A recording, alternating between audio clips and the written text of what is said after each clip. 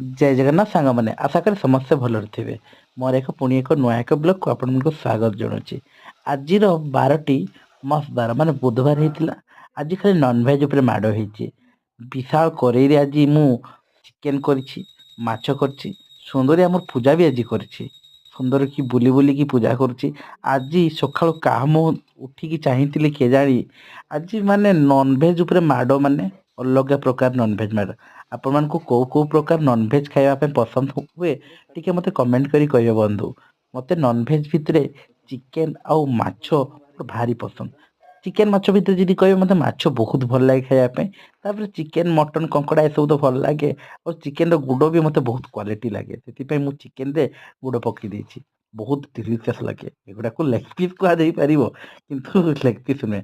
ହଉ, ଯଦି ମୋର ବ୍ଲଗଟି ଆପଣଙ୍କୁ ଭଲ ଲାଗିଥାଏ ତ ପ୍ଲିଜ ଲାଇକ୍ ସବସ୍କ୍ରାଇब ସେୟାର କରିଦେବେ। धन्यवाद।